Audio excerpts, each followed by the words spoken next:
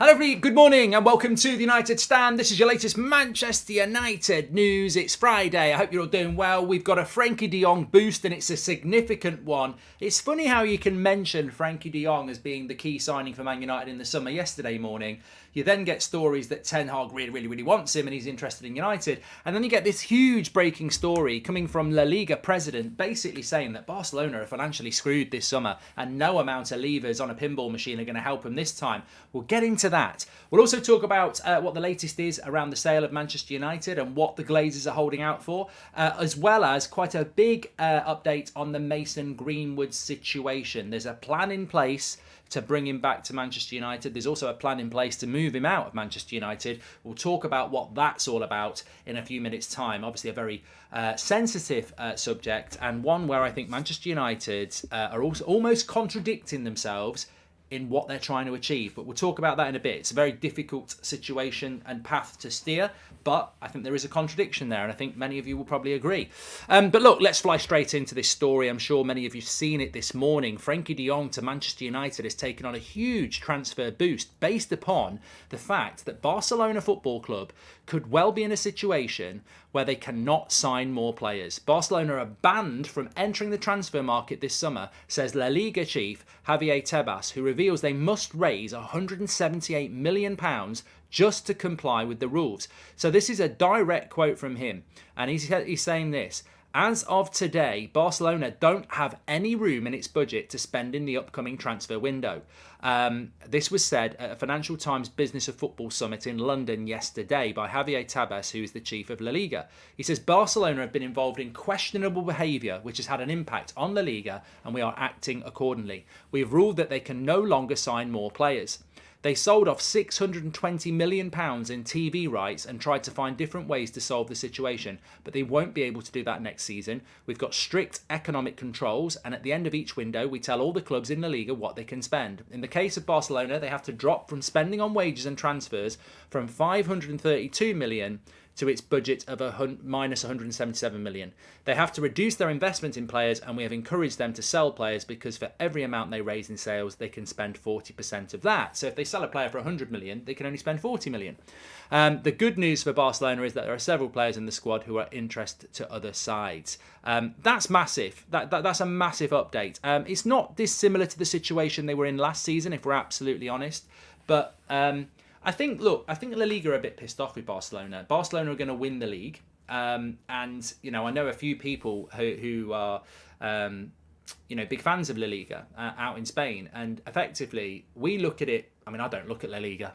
It's a wish Premier League at the end of the day, isn't it? Oh, that's going to upset them on a Friday. But no, jokes aside, I don't watch La Liga. I mean, there was a match last night, wasn't there? I think Barcelona beat Real Madrid. But ultimately, there's a lot of frustration from non-Barcelona fans that Barcelona are going to win the league, and effectively they pulled all these levers in the summer to buy all these players, and then they're going to win the league. And there's a bit of resentment towards Barcelona because they were basically in financial trouble last year, and everyone expected them to be in trouble financially, and then suddenly they're buying all these players. They're beating Premier League clubs to players like Rafinha. It was meant to be Arsenal against Chelsea. In come Barcelona. Lewandowski was somebody that Chelsea wanted. Barcelona. They were able to get all these players in, and then they've won the league, and there's a bit of resentment that they actually did that because they were meant to be in financial trouble, and then suddenly they find all these levers they can pull. So there is resentment towards Barcelona this season from other clubs in La Liga and fans, and I think it's pissed off La Liga itself. So look, never rule Barcelona out of finding a way out of this problem, but how does it impact on Manchester United? Give Bruno a break at Southampton, says Akash. Forget McFred and give us De Bruno, says Curtis. I think this is a big boost for Manchester United because United hopefully will have new owners very, very soon, but we are a club on the up. We will be in the Champions League.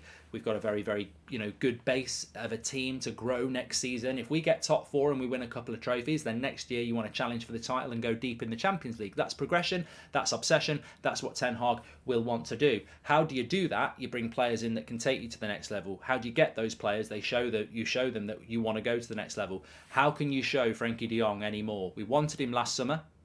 We want him this summer. He's played us twice. He's seen what we're doing. We knocked Barcelona out. I think Barcelona are going to have to sell. And Frankie de Jong is always the player they look to sell because he's on the biggest wages and he's probably their most valuable player. So bada bing, bada boom, it makes a lot of sense, doesn't it? Barcelona are going to have to sell this summer. He's our number one priority, and we're going to be in the Champions League, and we'll have the money. I mean, 2 + 2 is Matic, as Ricky would say. I think 2 + 2 is De Jong, is what I'm saying. I think it's logical. It's not speculative. We're not just speculating here. We know that we spent all summer. We know that Richard Arnold and John Murta were in Spain last year trying to close this deal off. And if Barcelona are in real financial trouble, which it looks like they are, I mean, look, there's always a way out for Barcelona. There always seems to be a way out for Barcelona. We thought last summer they were in trouble and they'd have to sell, and they didn't. So there's always a way out for them. But, you know, I said this last summer. All that pulling of the levers for Barcelona was dangerous because you're just kicking the ball down the road. You've still got to go and it's still your ball, and you're still going to have to pick it up at some point. And they're still going to have to pick up that debt. And even winning La Liga, it's not going to be enough. They've got financial issues. This is why Real Madrid and Barcelona and other clubs are desperate for the Super League, because they don't have the revenue streams that the Premier League has. Hi Mark, I'm unable to attend the Dublin show, but I bought a ticket. Is there a way I could gift it to a member that's not going? Says Danny Parker. There's an email, mate. If you get back in contact, I'm sure we can sort something like that out. That's very generous of you to do that. That'd be great. Thank you very much. Just drop on the email and we'll sort that. The email that you got for your ticket. Hit the likes for the United Stand, says PV, and you'll easily get rid of that ticket anyway if you sell it. That's for sure. Yeah. So yeah, look, I mean, this is big news. I mean, it is a news show, but this is big, significant news for Manchester United.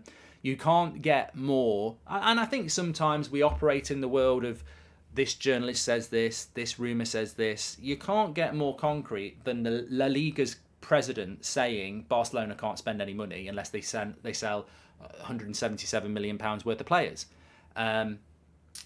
Barcelona will no doubt come out with a statement, because one thing I will say about La Liga is Barcelona and Real Madrid are bigger than La Liga and act like they're bigger than La Liga, and they won't like being publicly outed as you've got to do this. They won't like that, and they will try and find another way. But I tell you what, the interesting thing is, and I don't know whether we've got any Barcelona fans in here, is that you did legitimately sell a certain percentage of your TV rights. Are you going to do that every year? Because there won't be much of a percentage left. So I think that Barcelona, it must not be a nice position to be in, because they're going to win La Liga, they're going to be back in the Champions League, and they're going to be hopeful. And then if they've got to clear out players, I mean, even Frenkie de Jong doesn't clear it out. But Steve says this story is from The Sun. It's not from The Sun, mate. It's from the mouth of La Liga. I mean, I wish Steve in the UK would be Steve with a brain. I've literally just read the quotes. I'm not reading it from The Sun. I'm not reading it from the Daily Mail. I'm reading it from the Financial Times Football Business Summit, where La Liga's president has said Barcelona have got to sell players in the summer. It's not from the fucking Sun. It's from La Liga's president. It's significant. What I would say is Barcelona always seem to find a way out. But the way out last summer for them was to sell Frenkie de Jong. He's their biggest earner. They can't get his wages down. They owe him money. They still owe him money for wages, about 15 million apparently. So you can have De Jong. We are getting Rice. Him and Partey will be unplayable, says Zayn Miassi. To be honest with you, I think Thomas Partey and Declan Rice are a wish version of De Jong and Casemiro. And I'm being absolutely honest there, Zayn. I think Thomas Partey is a very good player, and I think Declan Rice is a very good player. But Casemiro and Frenkie de Jong are a different level, I'm afraid. Every day of the week, they're a better pairing. I said it on Twitter this morning. Declan Rice is not a £100 million player. He's the sort of player that you can buy for 50 million, and if, with the right coach and the right team, you can make him a £100 million player if you're lucky. But he's not a £100 million player. I don't want Man United to spend £100 million on Declan Rice, because I just don't think he's worth that. And I like the player. Some people get really offended by that. Like, you know, maybe Declan Rice might hear it and go, I can't stand that Goldbridge, you know. But I've always said Declan Rice is a good player. I've always said Mason Mount's a good player. But I wouldn't pay £100 million for either of them. Like, I think both those players, if they go to Liverpool or Manchester United or Man City, you can turn them into top-level players. But they're not. You're not a £100 million player at West Ham. Forget Declan Rice for a moment. You're not a £100 million at West Ham. If you're a £100 million player at West Ham, why are West Ham in a relegation battle? Do you know what a £100 million player is? Jack Grealish was not a £100 million player at Villa, but Man City played it. They didn't, in the hope that he would become that, and he still hasn't. Declan Rice is not a £100 million player. He's just not a £100 million player. I remember when Roy Keane got bought from Nottingham Forest for a British transfer record of 3.6 million in the early 90s, which in today's money would probably be 80, 90 million pounds. He was that type of player. He was absolutely ridiculously good at a team that got relegated. Declan Rice has the potential. West Ham could price him out of the market. Someone might pay the money they want for him. But for me, I said it yesterday morning, I'll say it this morning, Frenkie de Jong next to Casemiro is progression in that team. Rice will be developed by Arteta. Don't forget he will get better than Casemiro down the line. No, Zane. No. I'm not even going to come back with some joke against you. That's just absolutely ridiculous. Declan Rice will never be as good. Declan Rice probably won't even be as good as Nicky Butt, let alone Casemiro. And Nicky Butt was a very good CDM, underrated. Anyway, look, let's move on. But that Frenkie de Jong story is very significant. La Liga president has come out and basically said Barcelona are in big trouble this summer transfer window. They have got to get rid of £177 million worth of wages and players. And if they don't, then they can't buy players. So it's going to be a very interesting one to keep an eye on, because however Barcelona react, Man United are sat there going, there's 70 million for De Jong. We'll take him off your hands. It's an easy deal to do. It's what Ten Hag wants. If you're Barcelona, do you want, they know we want him, and they've sort of tried to do it before. So I think keep your eye on that, because I think that is not going to change. Ten Hag is obsessive about him. Barcelona probably do need to sell. Let's keep an eye on that. Hi, Mark. Do you think United can win the league next season? And I want De Jong in the summer, says Shakib. I'm enjoying this season, mate. I mean, the aim next season has to be to try and win the league. I completely agree with that. But if I'm completely honest, I'm just enjoying this season and hoping that Manchester United can improve over the summer with signings. But so much of that depends on the ownership as well. And I want to talk about this Mason Greenwood story that's coming out, and there's a couple of other things to talk about. But just very, very quickly, the update on the sale of Manchester United at this moment in time. We've spent a lot of time talking about this over the last 2 or 3 weeks. It's 2 weeks now since the bids went in, isn't it? So it has gone quiet. We are into March. The feeling is that the Glazers are still holding out for around 6 billion. The first wave of bids are all around 4.5 billion. The second bids are probably going to be around 5 billion. I just think it's just going to be a process to get the price that the Glazers want. And as I've said time and time again, I don't see it logically working with the Glazers staying, because any investment they get has to go into the club. They lose power because they lose percentage. If I want to buy 10% of Man United off the Glazers, one, they've got to want to sell it, and two, if I give them $1 billion, they want that $1 billion for themselves. If they take investment like that, that money has. If I'm giving the Glazers $1 billion for 10%, I'm saying to them that's not going in your pocket. That's going towards a stadium. They're not going to do that. They're going to be like, so we give up 10% of something that's ours to spend on the club. Yeah, that's what people do when they own Man United. No, we don't want to do that. We want to take the money ourselves. So I don't think they're going to stay. I think they're going to sell, and I think they're just trying to push the price up. Anyway, let's have a little bit of a chat here, because Mark, are you excited as I am about the Barca downfall? Says John. No, I mean, welcome to the Members Club, Kenneth. I like Barcelona. They're a massive football club. I was very sad when they had to get rid of Messi. It's a sad situation when your club is being run into the ground, and we've seen that at Manchester United. Barcelona are a proper football club. We have a rivalry with them. I wanted to beat them a couple of weeks ago, desperately. I don't think La Liga is very good, because Barcelona and Real Madrid have been too greedy, and they've neglected it, unlike the Premier League, where we've shared and distributed the wealth better.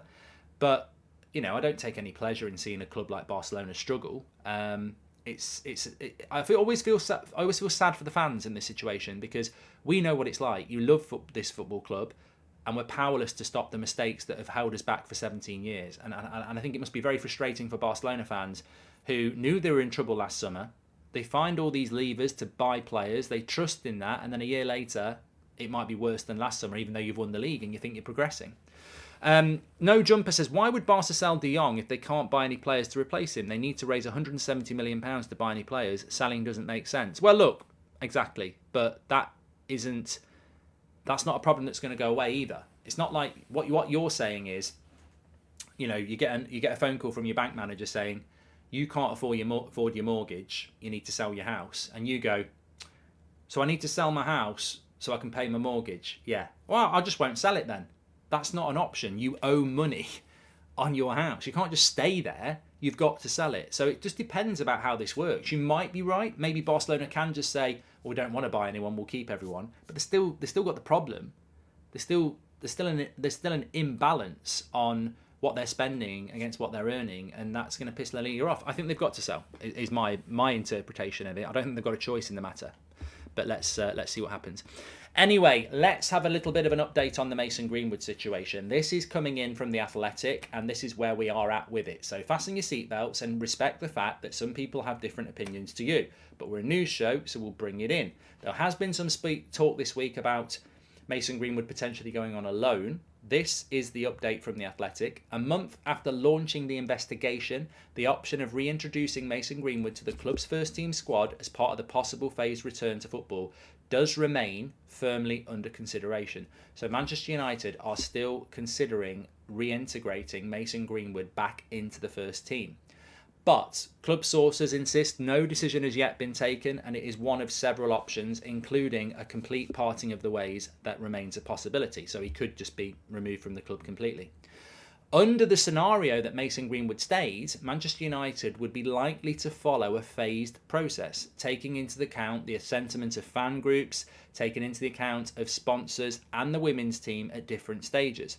It would include encouraging Mason Greenwood to receive a form of counselling or therapy ahead of a possible broader rehabilitation. It's also been suggested that such an approach may include Greenwood doing a TV interview in which he's challenged on the events that have taken place. Look, everyone's entitled to opinion. I'm going to say this straight away. Morally, Man United have got a problem here. Because if this lad was 34 with a year left on his contract and an injury problem, they'd fuck him off. If this lad was 17 and not that good, they'd get rid of him. The only reason they're looking at possibly reintegrating him is because he's in his early 20s, he was a fantastic footballer before this, and they're basically they're scared of him going off and having a great career somewhere else. There is no moral decision when you're doing that, because you're basically making a mercenary decision. The only reason United are looking to integrate him back in is because he's got value. There's no way they'd integrate him back in if he was that 34-year-old Finnish player with an injury record, or a 17-year-old who was crap. And that's not me having an opinion. That's just cutting through the shit straight away. All this phased return, and we're going to talk to all these people who don't like it. You wouldn't even do it. If you're going to do it for Mason Greenwood, then you should do it for everybody. That's what fairness and equality is all about. The only reason you're doing it is because he's worth something and he's a good footballer. Because if he wasn't, he wouldn't go anywhere near it. And how is that right? Ultimately, this is what some people are going to have a problem with. Now, look, I've spoken to a lot of people about this over the last few weeks, and I've seen a lot of your response. And my job really is to feed both sides really, and try and not take a side on this. But I look at a transfer and I'll go, that's bullshit. And I'll look at that and I'll go, all right, you're going to try and integrate him back. You're going to speak to everyone. He's going to do a TV interview potentially. He's going to be rehabilitated. That's all fantastic. But let's not pretend you would do this if it was a 34-year-old who was finished with an injury record. You wouldn't go anywhere near them. You'd kick them out. You're only doing it because he's got a value. And therefore, it's a mercenary decision because you're just doing it for money. You're not doing it for morality. The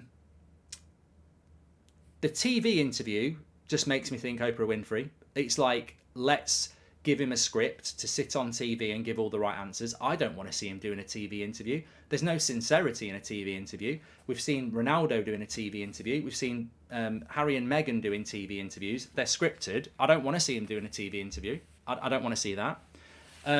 If Manchester United make this decision, they've got to make it and they'll have to follow it through.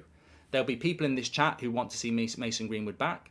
There'll be people in this chat who don't. What I know from speaking to many people is that some people don't care. They want him back in a Man United shirt and they'll cheer him scoring goals. Some people would go as far as to say, I'll rip my season ticket up and never come again. Some people would just go along with it, would find it very, very difficult to celebrate any goal he ever scored.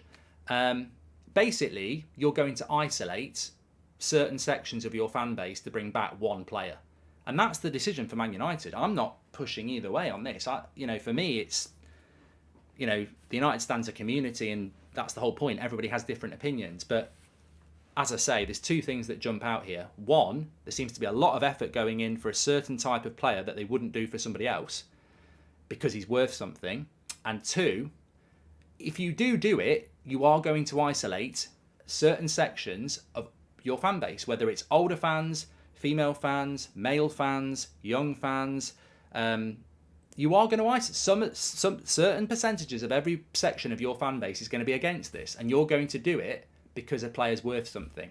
And look, you can deflect that, you can pretend it's not that, but we all know it's that, and that's fine if you're comfortable with it. But some people just call it for what it is. The reintegration is because he's a good player and he's worth something. Let's be honest, if you go down that route, we all know why you're going to go down it. And morally, that's not really acceptable for a club like Manchester United if you wouldn't do it for somebody who's not worth something and is old or young. So, look, make the decision.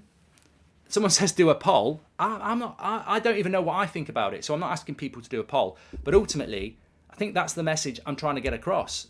We've got no say in this. The club will make a decision. And one way or another, it will either be because of money or it will be because of morality. And they've got to make that choice. It's not for us to make. And you might be really happy about it. You might be really angry about it. Either way, that's going to happen. Some people will be really happy about it. Some people won't. That's not taking sides. That's just a fact. I've spoken to people who've gone, I don't care as long as he's scoring goals for United. I've spoken for people who are like, I'd be disgusted, absolutely disgusted. How can I celebrate a goal with him scoring it with a Man United shirt on? I can't stand the guy. So the court of public opinion, unfortunately, that's the world we live in. But yeah, I think the big thing is that Manchester United are going to have to tread very carefully here. Because you know what? The other side of the coin is, if United remove him, what's to say Everton won't buy him? Or Newcastle? Or Arsenal? Or I'm not an Everton fan, I'm not a Newcastle fan, I'm not an Arsenal fan. They might be screaming, going, we wouldn't want him anywhere near our club. But somebody will do it. And let's be honest, that's why United are looking at this, because they're like, we don't want to lose a player that we've spent millions on who could go and score loads of goals for somebody else. So, yeah, it's a tough one for United. And I think they're probably hoping that time's going to be a great healer. But I don't think this is getting kicked down the road. I don't think it is. We've had very reputable journalists write articles on what they think. I think that's a brave thing to do, but I think it's going to be very interesting. We'll just have to monitor the story. John says, I believe in redemption, but not without atonement. He at least needs to acknowledge something and realise his fault, says John. Send him on loan, buy time, increase his value, then make a decision, says Silverback. And with our staff, we'll pay 140 million for De Jong, says Brian. Yeah, I'm not doing a poll, so you can keep asking for a poll all you like. I won't do it. It's not a fucking vote for what we're having for tea. It's actually far more sensitive than that. Do a poll, and then people who are really offended and sensitive and not happy about what these allegations are. Oh, that's going to make them feel great on a Friday morning, isn't it? Their faith in humanity restored. Not doing a poll. I think it has to be a loan for a year and see, says Sean from Ireland. And Manchester United will always be Manchester United, even if those other fans don't like him, says Coutinho. And Addison says you're biased, Matt. But mate, you know what? Ultimately, it's not about being biased.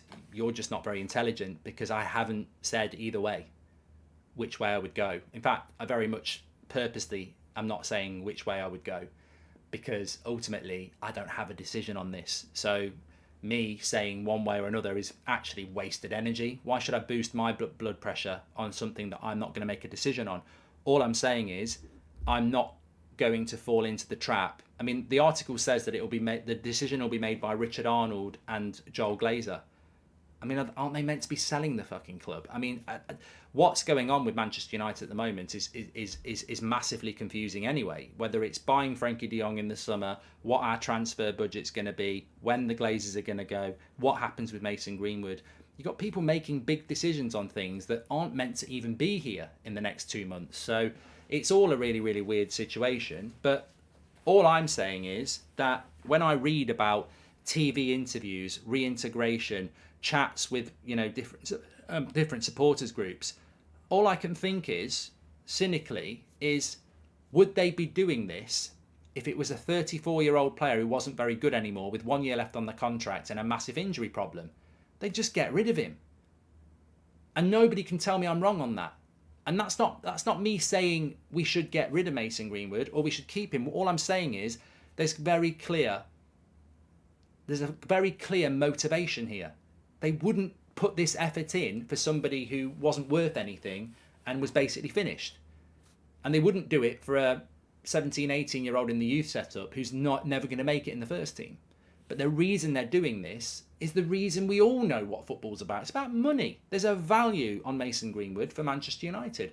The value could be 20 goals a season. It could be 50 million quid. But there's a value on him. And that's why they're taking their time and looking at it and looking at ways that they can reintegrate or remove, because they've got to balance it up. But there's a value. That's not saying we should get rid of him or we shouldn't. But,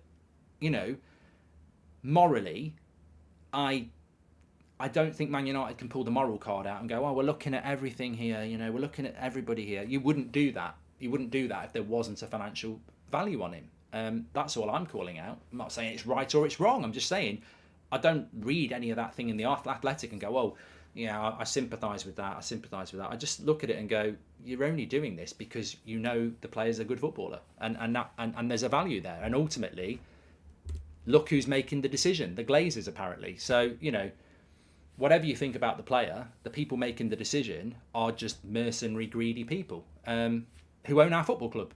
Could you make videos about Diallo and Hannibal and other loan players? They are doing amazing. I would like them to see play for United, says Mark. Well, I could do, Moz, but ultimately I can only repeat what I've said before about Diallo and about Ahmad and Mejbri. They're doing really well in the Championship. Many players have done well in the Championship in the past. Really, it's about what they do on tour in the summer and what happens with them next season. Does Ten Hag see enough in the tour and the loan deal to integrate them in the first team, or does he send them on loan again, or does he sell them? And I think that there's just no point in doing a video going, oh, Ahmad's tearing it up at Sunderland, he's going to be Player of the Year next year. It's a really encouraging thing to go to the Championship and do well. You look at some of the players that have come out of the Championship and done well in the Premier League. There's a long list. And I'm very encouraged by what Ahmad's doing particularly. But his next step is going to be that tour in America and see what Ten Hag decides to do with him. Because let's not forget, James Garner went on loan in the summer. Went on loan last year to Forest. Did very well. Got promoted. Went on the tour. We're like, this is the chance. We sold him a month later. So... I'm still stunned by that. So I just think, expectation will differ between everybody, and that's absolutely fine. But reality is, what Ahmad does on that tour is going to dictate what happens. I hope he's going to be part of the team next season. I really do. I don't know whether I'd be able to watch a TV interview. I heard what I heard. End of story, says Daniel Kirk. Look, the problem with any TV interview is it's so... I've seen what goes on behind the scenes. When Harry Maguire did his interview after Greece on the BBC, he can't put himself in a situation where he's caught out. So the questions are predetermined, the answers are predetermined. TV interviews are in the main 99% shite. Whether it's Soccer Saturday, Monday Night Football, an interview... on Newsnight, whatever. Most of the time it's crap because it's rehearsed, it's scheduled, the questions are predetermined. Look, I've done interviews with ex-players where you have to hand in the questions you're going to ask 2 hours before the show, and they're there with a red pen. No. Why do you want to ask that? No. That's mainstream for you. That's what it's all about. So there's nothing sincere about a TV interview. It's basically... It is what it is. It's I'll come on this show if you can publicise my book or my film, or I need to come on this because I want to, portray myself in a positive light. So you can't ask me any negative questions. Look at the Piers Morgan interview of Cristiano Ronaldo. The most positively staged interview you could ever have. There was no, well, why did you do this? There was none of that. I don't care who it is. I don't like TV interviews because they're very, very manipulative. I think if in 2 years' time he scores a winner in a Champions League final, most people would be caught up in the moment no matter what they say now, says Glennie. I disagree. I disagree. I think you're trying to, predict the emotional reaction of millions of people who... I disagree. I think Man United are misreading the room if they think that people will just forget it the minute he scores a goal. I disagree. From what some people are saying and some groups are saying, I disagree on that. But you might be right. Having a moral problem with Mason and not Qatar ownership is a bit like shooting a shoplifter and saying well done to Ted Bundy, says Ruben. But that's your opinion, Ruben. That's your opinion. I think that's...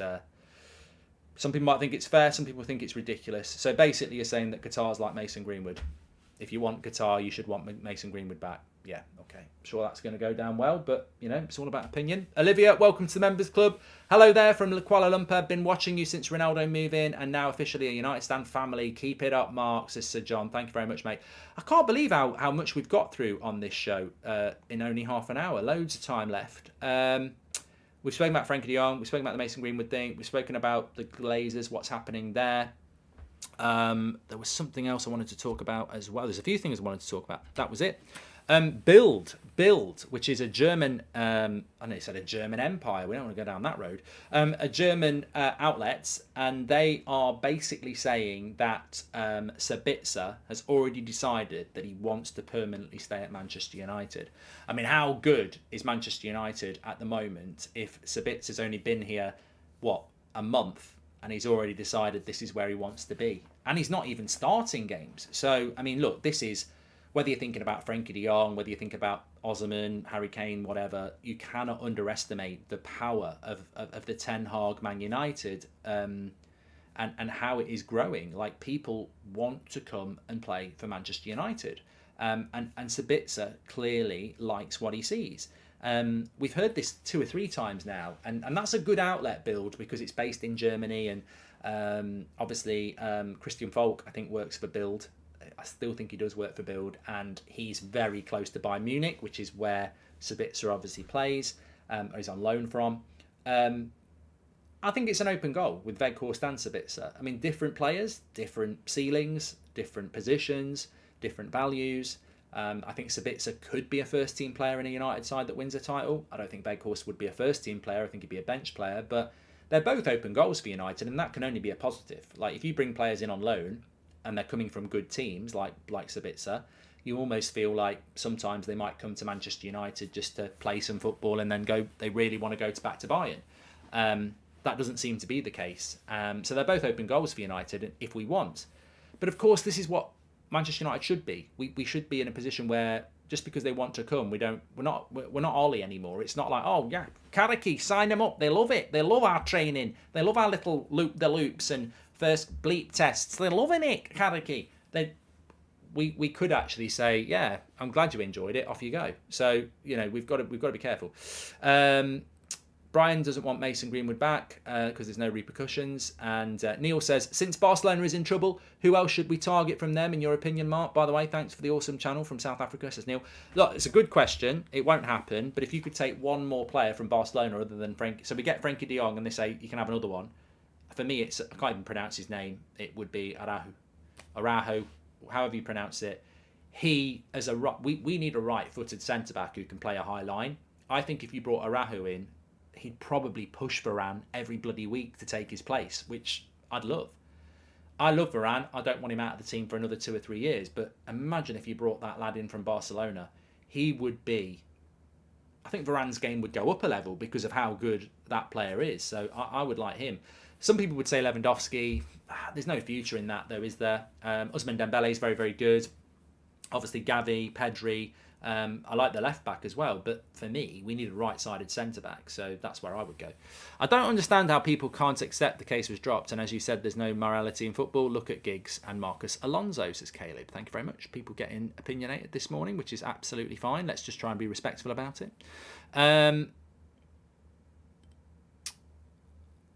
Buy Kudos from Ajax, sell Diallo, Palestri, etc. to them with the buyback clause. Ajax, the perfect club to nurture talent, says Jon Snow. Well, Beth did a video this morning on Kudos. Very, very, very, very well worth watching. There is a press conference today. I'm just going to search for that. But look, I don't think we will end up getting 2 players from Barcelona. I'd be very happy if we can get the one that Ten Hag really, really wants, which is obviously Frankie, but I don't know what the situation will be ultimately with them. Press conference today, it hasn't been announced yet. MUTV hasn't scheduled it in.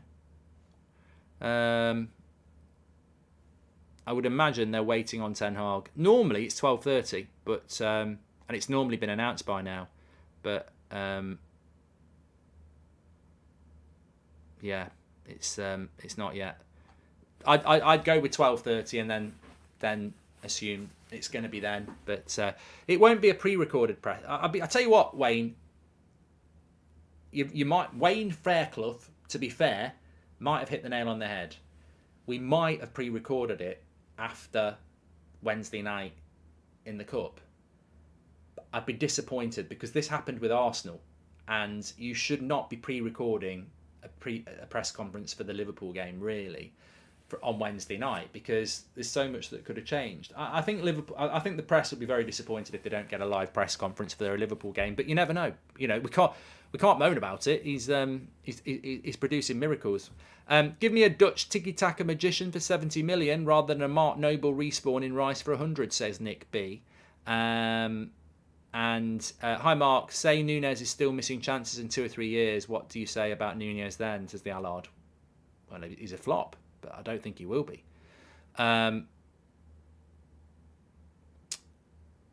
Give Garnacho the number 7, says Fimble. Somebody said, have you seen Jurgen Klopp's comments? I haven't seen Jurgen Klopp's comments yet. How would Sir Alex have handled the Mason situation, says Fafa? Mate, look. The club will make a decision on Mason Greenwood, and we'll all have to live with it, whether we like it or not, which is why I'm not going to start telling you what I want, because the club will decide.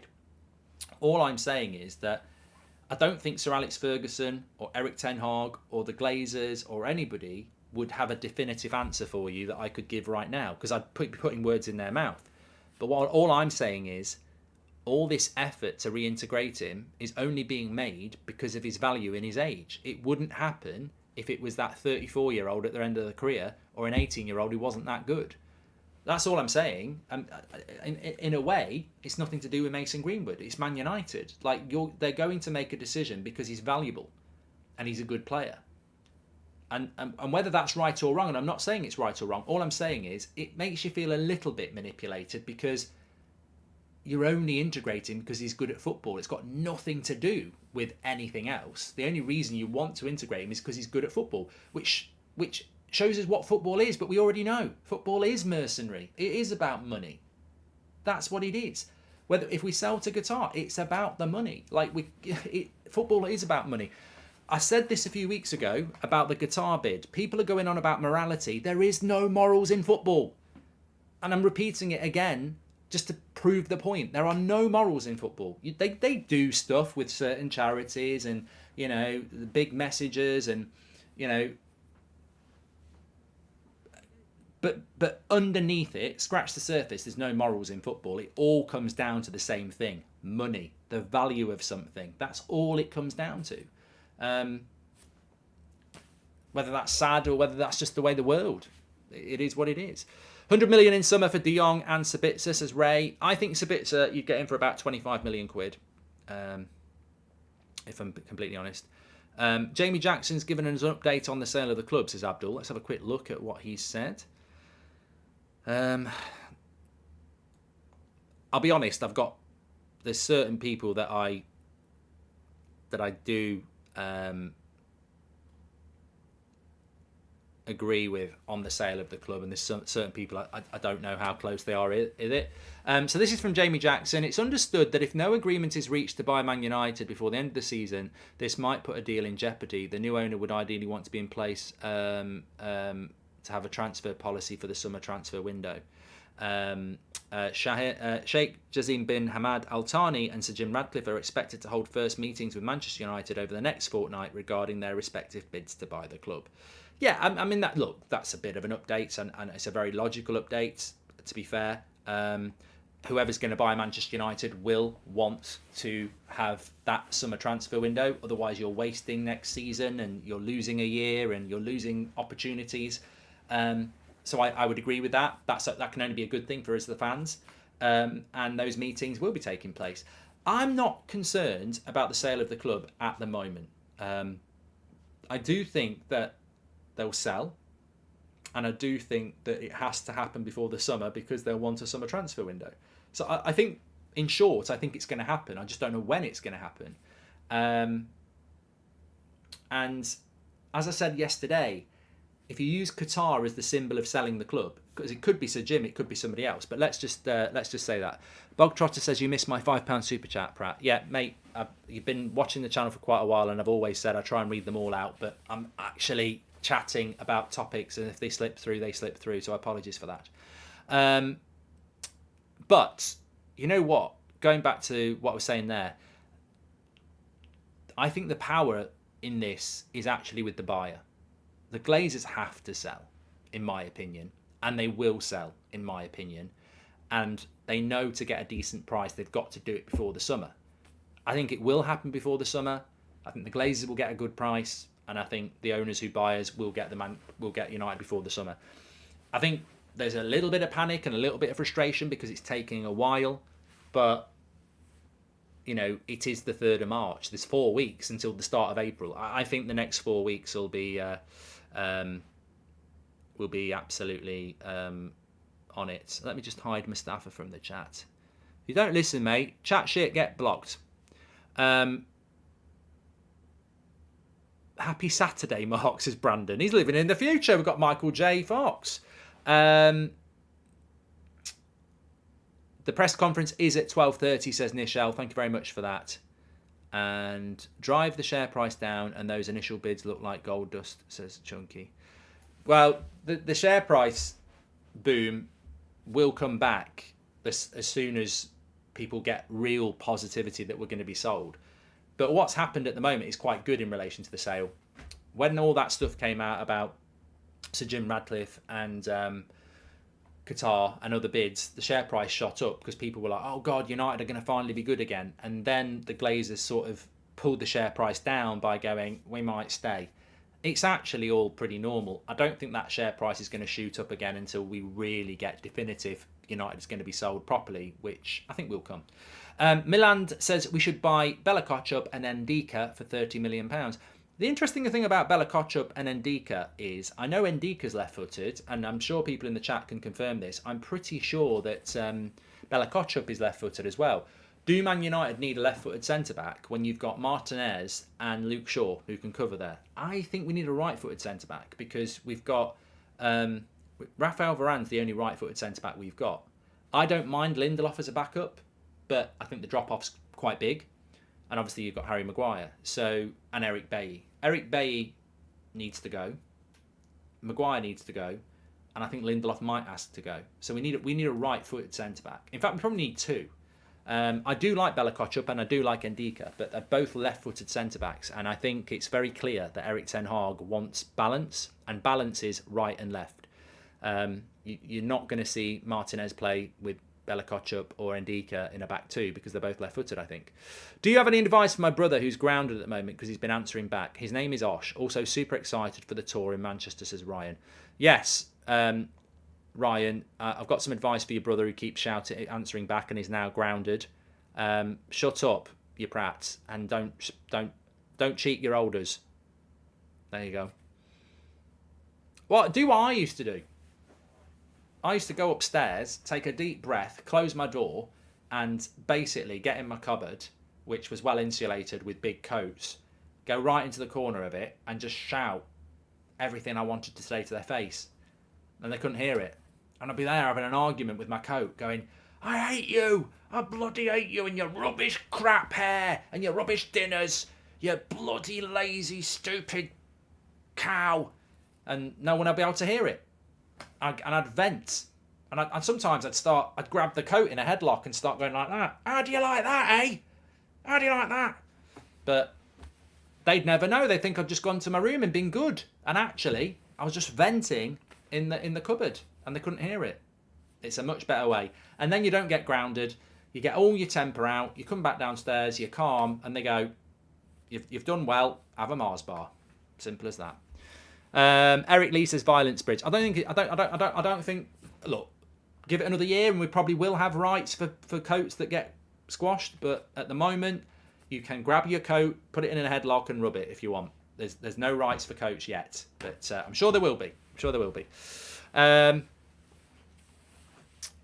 Nameless wants a free membership. Well, I love the Friday night show. It's always a beer show for me. So I will gift some memberships on the evening show tonight at 8 o'clock because I do like it. Do you think Jimenez from Feyenoord would be a good striker, says Sahir? Look, I don't know a lot about him, I'll be honest, but the reality is I would love Manchester United to sign De Jong in the summer, and I would love us to sign Kim Min-jae, and I would love us to sign Osman. That would be my dream summer at this moment in time. It might change in a month, but that would be my dream 3 signings, and I don't think we needed a lot more than those 3, really. However, I would love. I loved it when Man United bought Eric Bailly because it was very left field. It was a mistake, but it was very left field. I loved Malacia because it was a bit left field.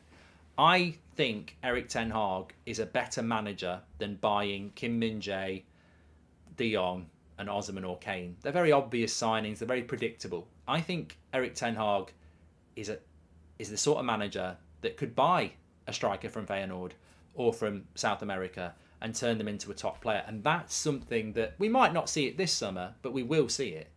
Erik ten Hag is a finder of talent, and I think that excites me more than spending 75 million on Jadon Sancho or 80 million on Anthony. I like both those players, but I think this, it's not quite the same as developing a youth player, but don't you just love it when you find a talent that's cheap and you bring them into your team and you build them up? I think Ten Hag is capable of that, and I would like to see it. Mark Goldbridge, the teenage years, would love to hear more. If you do that now and get caught, probably be put on meds, says SK. Well, there'll be a lot more of this on the tour. I've got some topics of conversation I want to discuss on the tour. I'm taking stuff down all the time. It's going to be very football related, but I will bring other stuff in. If you want to get your tickets for that, they're going very fast. Links in the live chat and in the video description. Manchester and London, looking forward to it. 2 weeks, just over 2 weeks, and we're going to be doing it. International breaks coming around. International breaks coming around very, very quickly, actually. So Liverpool on Sunday, Betis on Thursday, Southampton next Sunday, and then Betis away on the Thursday, and then FA Cup Fulham, which will be on the Sunday. It has to be on the Sunday. It can't be on the Saturday because we'll have played on the Thursday night, and then it's international break. Lemon Farm, thank you. Welcome to the Members Club. And I'd like to see Matteo Retoi as a second striker from Argentina. Wonder if Martinez knows him, says Stephen. There you go. Check him out. Plays for Tiger in Argentina. Matteo, there you go, Stephen. The knowledge base of scouting players is absolutely fantastic, isn't it? Really, really is. Goldbridge, your head's looking big today. So much knowledge in there, you see. That's what it is. I don't think I've lost any weight.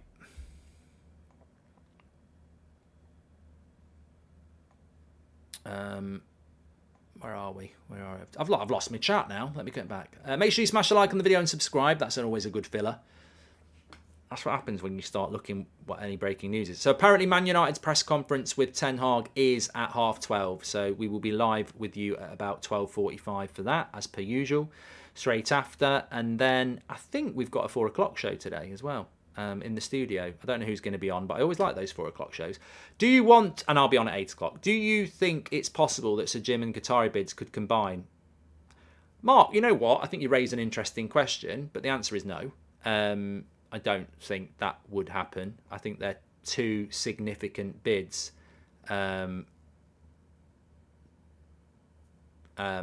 in relation to that. Oh, have you seen that news about Hakimi? I don't know how true it is. Apparently he's been charged with quite a serious offence, Hakimi. Talking about morals. There's a lot of stuff that goes on behind closed doors in football, you know. You think about it. Hundreds of young people given hundreds of thousands of pounds a week and told they're great. There's a lot of stuff that goes on. If no agreement is reached before the end of the season, I've done that one. Definitely done that one. And, okay. Let's have a look. Somebody did point me in the direction of something. Jurgen Klopp comments, don't care. We're probably the one club that he will have a pop at. He'll never do it with Pep. But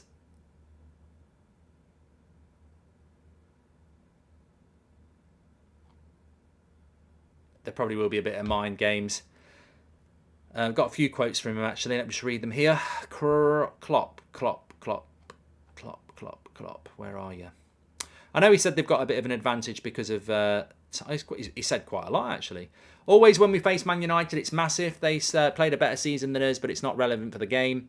I'm not surprised, probably not. Look at their team, how good they could be. They have experience, quality, and a good way to defend. Defensively this season is probably the massive difference.